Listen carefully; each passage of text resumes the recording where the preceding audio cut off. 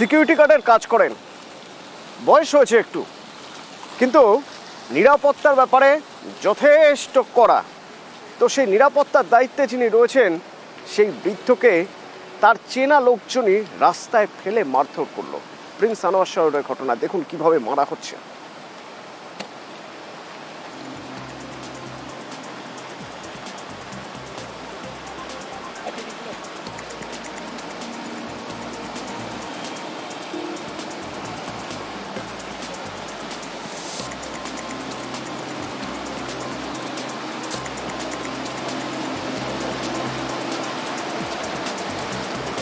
শানিক রয়েছে সরাসরি আমার সঙ্গে। শানিক, কেন ওই নিরাপত্তা রক্ষীকে মারধর করা হচ্ছে, কারা মারধর করছে?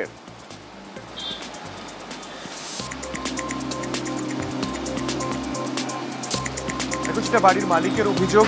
এই ক্যাফের যারা মালিক তিনি এবং তার সঙ্গে এখানে যারা কাজ করে সেই রকম বেশ কয়েকজন কর্মী মিলে তারা মারধর করেছেন এই নিরাপত্তা রক্ষীকে। প্রায় 70 বয়স তার, তারপরেও তাকে গতকাল রাস্তায় ফেলে মারা হয় তেমনটাই তারা অভিযোগ করছেন। গতকাল এই রকমই একটি অভিযোগ তারা লেক থানাতে তারা লিখিতভাবে দায়েরও করেছেন এবং সেই অভিযোগের ভিত্তিতে পুলিশের তরফে তদন্ত শুরু হয়েছে। যদিও এখনো পর্যন্ত কাউকে গ্রেফতার বা আটক করা হয়নি, কিন্তু যারা এই ক্যাফেতে যারা বর্তমানে ভাড়া নিয়েছেন, যারা প্রায় 6 মাস ধরে যারা এগ্রিমেন্ট করে এই ক্যাফেটি চালাচ্ছেন, তাদের তরফেও পাল্টা অভিযোগ করা হচ্ছে বাড়ির মালিকের বিরুদ্ধে। অর্থাৎ দু তরফেই কিন্তু অভিযোগ পাল্টা অভিযোগ রয়েছে। অতনু, শানিক, কি কি অভিযোগ আছে? প্রথমত একটু জানতে চাইবো যে এই যে ক্যাফে মালিক তার দলবল নিয়ে মারধর করলেন বৃদ্ধকে, কেন?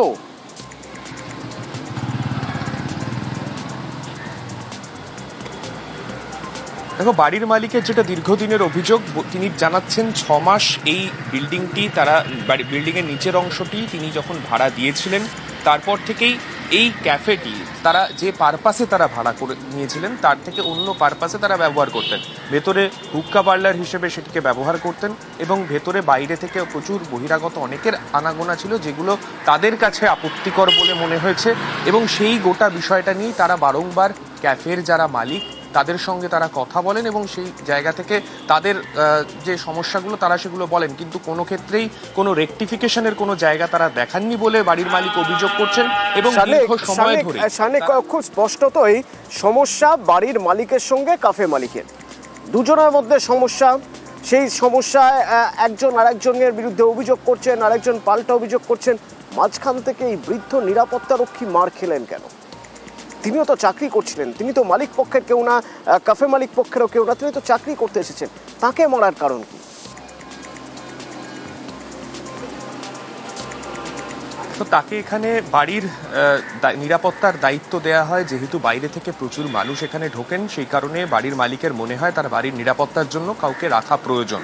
তিনি যখন এই বৃদ্ধকে তিনি তার বাড়ির নিরাপত্তার দায়িত্বে অ্যাপয়েন্ট করেন, তারপর থেকেই যেটা অভিযোগ, এই যারা ক্যাফের কর্মী, যেটা বাড়ির মালিকের অভিযোগ, তারা অভিযোগ করছিলেন দীর্ঘ সময় তাকে বিভিন্ন কটূক্তি করা হতো। এখান থেকে যারা ঢুকছেন বেরোচ্ছেন তারা বিভিন্ন রকম কটূক্তি নাকি করতেন।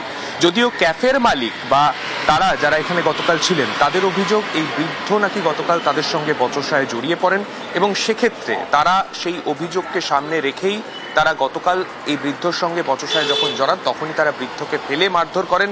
সেই ফুটেজ কিন্তু সামনে এসেছে। প্রশ্ন এবার এইখানেই, যদি কোনো রকম ঘটনা যদি ঘটে থাকে সেক্ষেত্রে আইনি পদক্ষেপ কেন তারা নিলেন না? কেন একজন 70 বৃদ্ধকে রাস্তায় ফেলে এইভাবে মারধর করা হলো? এই প্রশ্নগুলোই কিন্তু এবার সামনে আসছে। অতনু, ধন্যবাদ শানিক। এই ক্যাফে মালিকের বক্তব্য, তাদের বক্তব্য শুনবো, তবে তার আগে যিনি মার খেলেন ওই বৃদ্ধ নিরাপত্তা রক্ষী কি বলছেন শুনুন। আমি এখানে চেয়ারে বসে আছি, হঠাৎ এসে মাথার উপরে মারলো। এই জায়গাটা কি দিয়ে? হাত দিয়েই মেরেছে। আর ওরা ঘিরে রেখেছে যে আমি যদি কিছু করতে যাই ওরা আটকাবে, এইভাবে ঘিরে রেখেছে।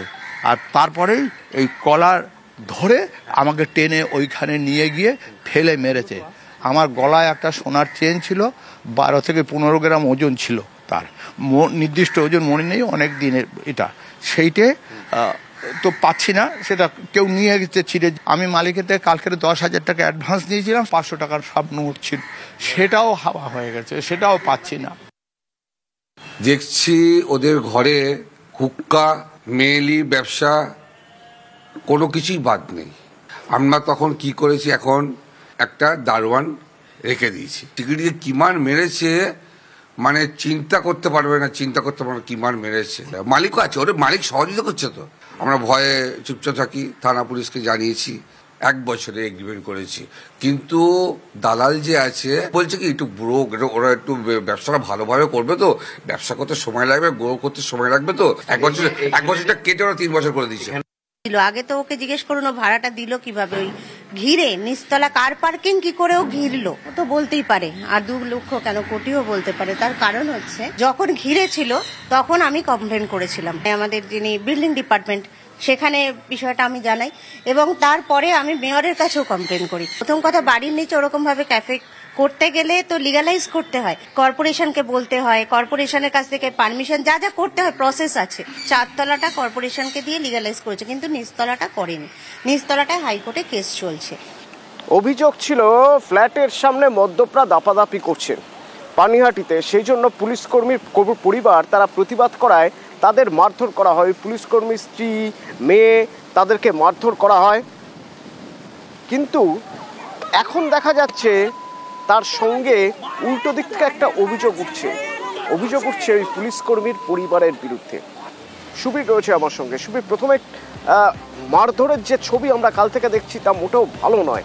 এই মারধরের কারণ একটু জানতে চাইবো, কারণ তারা বলছেন তাদের প্রতিবাদ করেছেন, তারা মদ্যপদের দাপাদাপি প্রতিবাদ করেছেন বলে মার খাচ্ছেন, কিন্তু পাড়ার লোক তো অন্য কথা বলছে। কি বলছে তারা? দেখো অতনুদা, এই পানিহাটির দক্ষিণ পানশিলা এলাকাতে এই যে মদ্যপান এবং বাজি ফাটানোর যে প্রতিবাদ করেছিলেন পুলিশকর্মী স্ত্রী এবং তার মেয়ে, এবং তারপরে কিন্তু এলাকার যারা রয়েছে যাদের দিকে অভিযোগ ছিল তারা কিন্তু সেখানে তারপরেও কিন্তু সেই একই কাজ করে যাচ্ছিলেন।